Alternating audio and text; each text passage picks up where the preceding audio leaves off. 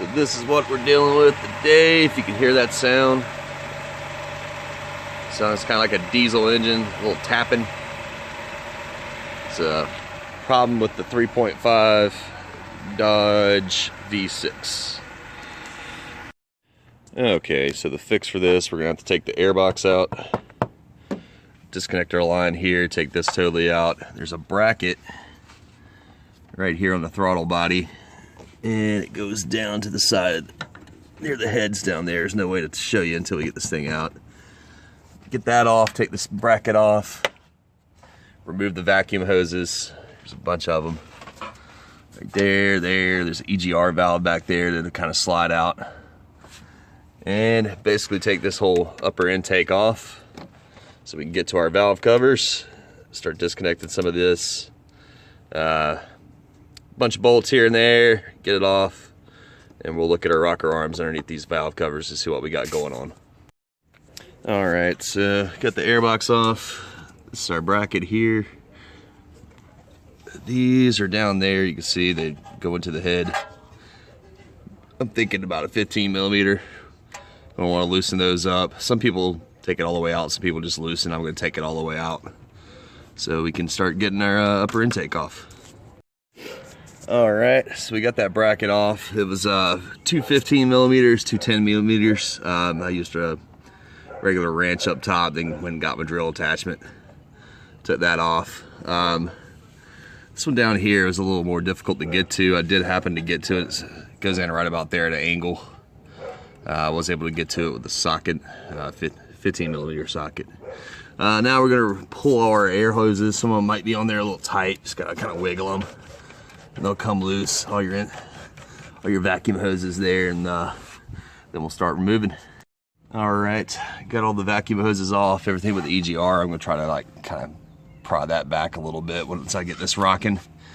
This one was a pain. I had to put pliers up on this part, just kind of walk it back until I got it off, because it has one of those plastic tubes to it. Let's see, where'd it go? There it is. And you don't want to break that, so be careful. Now we're gonna remove all our electrical connections, get those going. This is like a two-stage one. You just kind of pick it back, and there's a squeeze right there, and come on, work it a little bit. That thing is not wanting to come off. It's hard to do with one hand, but take all those off, get those back. Anything that's gonna hold the engine or hold this air intake down to the heads you don't want to do. So I'm gonna remove all those, and that's what we're gonna do. All right, now we're over here on the passenger side. We got another 10 millimeter bolt with another bracket that holds the upper intake, and another 15 millimeter down there. You might be able to get a socket to that one. Probably gonna need a wrench for that one. This is on the passenger side. Go ahead and work those off, and there's another one back here as well. 10 millimeter, 15. Take both those off. I'm just throwing them in the airbox down here, all these brackets, because the airbox is the last thing I'm putting on, so I kind of put them on in order that way and keep up with it. Once you take all this off, you gotta move your transmission dipstick over. Kind of clamps into this little circular thing, move it over, and then the fun begins. All right, so I wasn't able to get a socket on the bottom one, but you can kind of, I hit it with my 15 millimeter wrench a little bit. It's enough for him to turn it. I just kind of turn it out enough to get this, this off like that, because that'll give you enough clearance to get your valve covers off once we get the air intake off. All right, all upper intake brackets are removed. Now, I think we got 7 of these, or 10 millimeter. We're gonna go ahead and take those off and get this thing off. All right, so I got them all out. We got 1, 2, 3, 4, 5, 6, and 7. Now they're gonna stay seated in there. They're supposed to. Just make sure they're all loose all the way. Make sure you don't have any more vacuum hoses. And then basically try to lift this. You see your EGR valve will kind of slide out a little bit on its own. There it goes. Then you just gotta kind of maneuver this. It's hard to do with one hand, but over all this, over that dipstick. You see the dipstick gets stuck. You're gonna have to get enough clearance in the back, kind of angle it to get it out. All right, so that dipstick's giving me trouble. There's not enough clearance between here and this bar to get this over the hump so I can get it out, and I've tried turning it all different ways. So I'm gonna go, we're trying to get a little more play in this bar. So there were two 14mm bolts here. I took those off. Now I got a little bit of play, so I'm gonna see what I can do. All right, so that was a no-go too. So there's this piece here hiding the other two 14mm bolts that hold this bar in, and had two little snaps in it. Just use your screwdriver to kind of pull that up. It'll come out. There's two of them. Be careful, they will go flying. I had one go and luckily just clear and go straight through the bottom of the car. But we're gonna need to take this off anyway, because we're gonna need to be able to get as far underneath here as we can to replace it when we do take it out. So it was such a pain in the ass, I just decided to go ahead and do both. All right, so I finally got it out of there. Even with doing that other bar, it was a real pain in the ass. So I'm probably gonna end up taking that whole thing out to put it back in, just to be safe, to make sure I get a good seat when I put it back on. So now we're gonna undo all our electrical connections on our coal packs, take those out. There's these little clips that hold these hoses on. We're gonna have to get these hoses as far away from the valve covers as we can, so we can get that apart, so we can get in here and take these out, and then take a look and see what our rocker arms look like. A little dirty down in there. That's all right, I got some seafoam to clean that up, but you just wanna make sure when you put this back on, you clean that up real good, wipe it down, make sure it's flush, there's nothing stuck to it from the other gasket, which came out, but it doesn't appear to be fried, but I got another one I'm gonna put on. You always wanna put new gaskets on anyway. All right, so came with those little clips. I hate them. Like crumbled when I went to take them apart.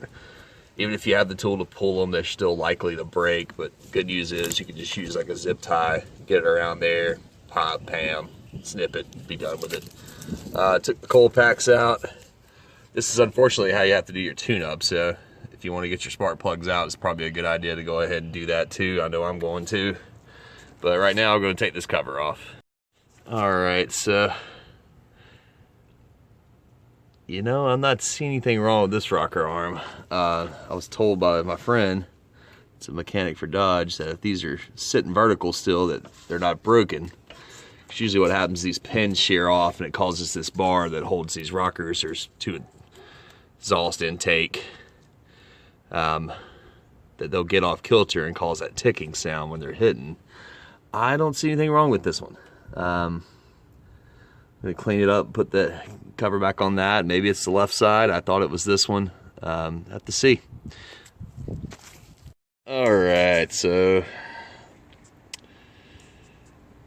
got down to it, took both of them out and looked. I didn't see any real damage. I did see some indentations on the valve heads here, where I guess these weren't getting lube enough, because even if it doesn't shear the dowel off, sometimes it could fail and not get enough oil. So I went ahead, it's pretty simple. You just pop this back in. This is the brand new part. You can tell from the yellow lash adjusters here. The other one has orange. And that's the passenger side that came out. I mean, all the heads look good, but you never know. All the dowels are still in. But I'm gonna replace the passenger side and see if that does it. Didn't have the cash to do both sides right now, so I'm gonna hope this quiets down the noise a little bit, and then when I get the cash up, just go ahead and get the other one and do this all over again on the right side. But I'm gonna replace the passenger side today, since I saw some marks on the valve tips, and see if that'll quiet this thing up.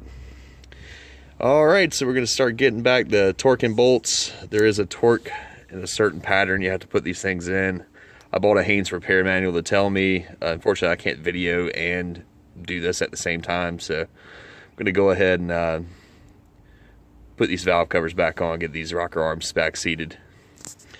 I forgot to add this, but I I mean, this is how you do a tune-up on the car, minus the valve covers off. So you might as well go ahead and change your plugs while you got your air intake off, since it was such a pain in the butt to get off.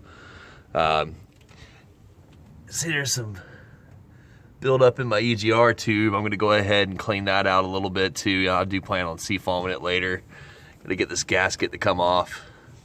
You can see they usually break when you pull them out, but always make sure you got that ridge facing in, all that good stuff. And I'm gonna clean that EGR valve up real good. That's about it, but just make sure you change the spark plugs. I'm gonna change my oil after this, all that good stuff. Probably do some seafoam in the intake. Do a vacuum line and see if I can't burn out some of this buildup on these valves. And all right, we'll be back in a minute. All right, so the tightening sequence was, I'm thinking 1, 2, 3, 4, 5, 6, 7, 8, 9, 10. It was 23 feet torque. So got all that bolted in. I got to get my valve covers back on and get the other one back in. This side, the notch faces the firewall on the passenger side, and opposite on the driver's side.